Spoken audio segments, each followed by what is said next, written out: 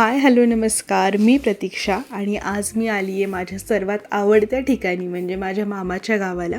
आज माझ्या मामाच्या गावाची यात्रा आहे, कोंढापुरीची यात्रा आहे आणि खूप मज्जा येते आहे. खरं तर सगळे लोक म्हणतात की आजी आजोबांनंतर आजोळ परकं होतं, पण माझे मामा मामी इतके प्रेमळ आहेत की त्यांनी आम्हाला कधीच जाणून दिलं नाही की इथे काही कमी आहे. त्यांचं प्रेम, ती माया आणि पाहुणचार बघून मन भरून येतं. शेवटी काय हो, घर भिंतींनी नाही तर माणसांनी बनतं.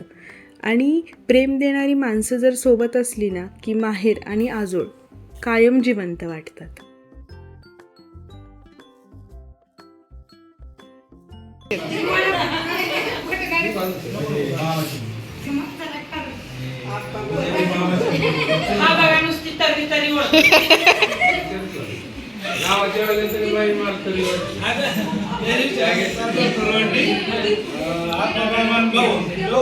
आईस्क्रीम खात होते कात्रजला.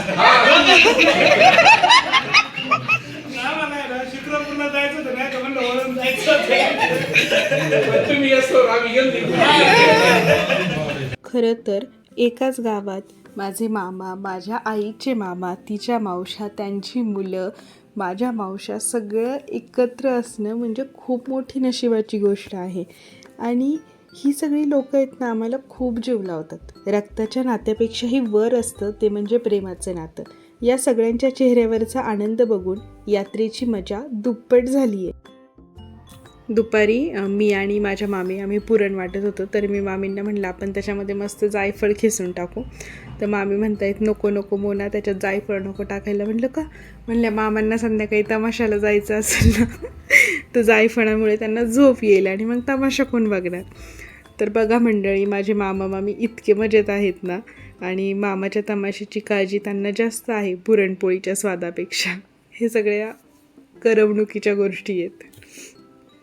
नुसतं बघितलं तरी मनाला किती शांतता मिळते. मी तिथं उभी होते, डोळे मिटून मनात काहीतरी मागत होते आणि अचानक कानावर शब्द पडले, तुमचा नारळ पावन झाला आहे.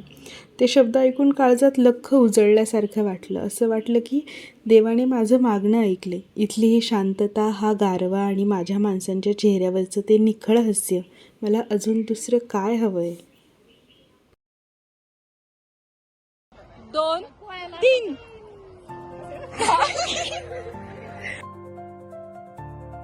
आता आम्ही कांदे कापतोय. आहे वेदांत कापाळ आल्या आणि आता ब्लॉगसाठी कांदा कापतोय का मदत म्हणून कापतोय त्याचं त्यालाच माहिती. आणि विरेन, हा आहे विरेन. हा चेहरा लक्षात ठेवा, इकडं बघ. हा मंथन मध्ये पहिला आलाय. दाखव ना बाळा, चांगलं काम केलंय ना तू. ओ माय गॉड, कधी संध करेल. आणि आता मामाने मस्त मटण आणलंय, आता आम्ही कांदे कापतोय. Stay tune. कांदा कापलाय. वेदांतला सारखं वाटतंय कोण पाहिजे होतं वेदांत. मीना मावशीला आम्ही खूप मिस करतोय, पण तिच्या पण गावची आत्ताच यात्रा असते त्याच्यामुळे तिला कधीच यात्रेला पॉसिबल नाही होत यायला.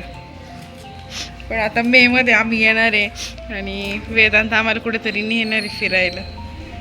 बघू तेव्हा आपण एक स्पेशल ब्लॉग बनवू वेदांत.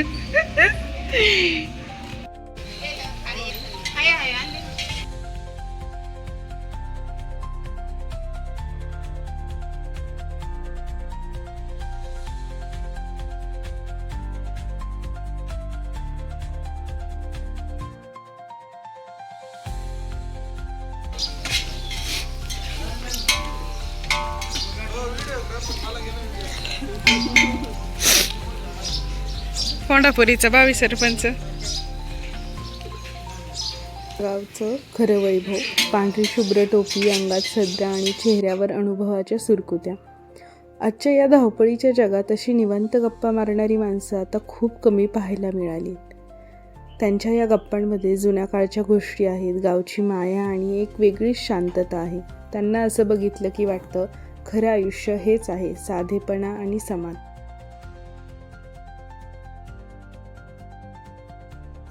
आणि आत्ता वेळ झाली आहे सर्वात सुंदर भागाची, ती म्हणजे चुलीवरचं मटण. चुलीवर मटण टाकायचं, वर मस्त हिरवीगार कोथिंबीर पेरायची. मम्मी तिचे लाडके भाचे, काय त्यांच्या गप्पा चालू आहेत त्यांनाच माहिती. पण जे काही चुलीवर मटण शिजतं, वा वा. एकदम मस्त होते. रंग नाही आला का मम्मी? मग काय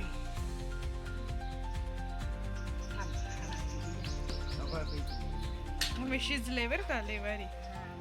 मंडळी, आता सबुरीचा बांध फुटलाय आणि मला असं झालंय कधी मी ह्याच्यावर हात मारतीये. मस्त असं शिजतंय का नाही वाट बघायची आणि मग आधीच खाऊन घ्यायचं. ह्याच्यात मजा आहे ना रे वेदन.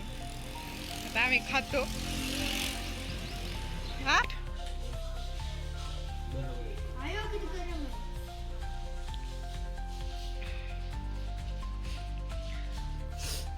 मी पण खाते. गरम आहे बाई.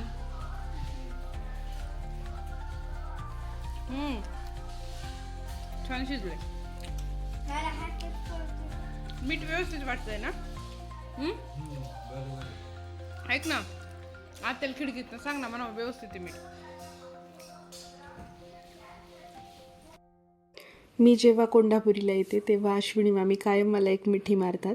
यात्रेच्या गडबडीत यावेळेस राहिली ती, पण जेव्हा त्या मला प्रेमाने जवळ घेतात, मिठी मारतात, तेव्हा मला असं वाटतं की जर आज आजी असती तर तिनेही मला असंच जवळ घेतलं असतं. म्हणूनच सगळे म्हणतात की आजोळ कधीच परखं होत नाही, तिथे मायेची फक्त रूपं बदलतात.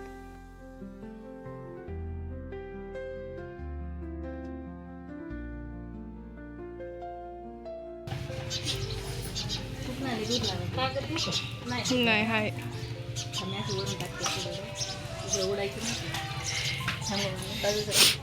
ऋषी कसं टाकतो हॉटेलमध्ये. माझ्या मोठ्या मामी बघा, साडी आणि क्लच कसं आहे मॅचिंग. साडी आणि क्लच कसं आहे मॅचिंग. क्लच बी आला पाहिजे.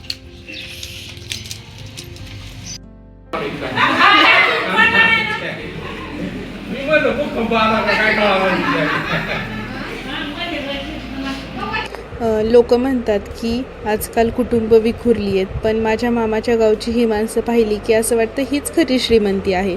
आणि जेव्हा ही सगळी मोठी माणसं जुन्या आठवणींना उजाळा देतात तेव्हा आम्हाला आमचं बालपण पुन्हा एकदा जगल्यासारखं वाटतं.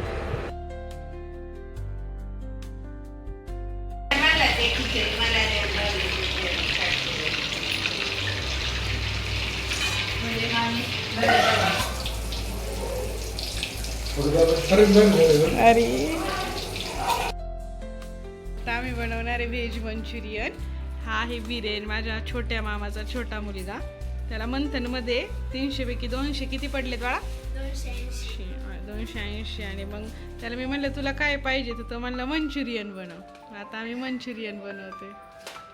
आमचा ब्लॉग चालू आहे. मामी तो मला मदत करतोय. माझं हे आत्ताचं नाहीये, लहानपणापासून कोंढापुरीला येऊन कितीही दिवस झाले तरी माझं मन कधीच भरत नाही. इथे आल्यावर वेळ कसा निघून जातो समजत नाही. आता घरी जाण्याची वेळ आली आहे, पण खरं सांगू माझं मन मात्र अजूनही याच मातीत, याच गल्लीत आणि मामा मामींच्या त्या मायेच्या सावलीत रमते.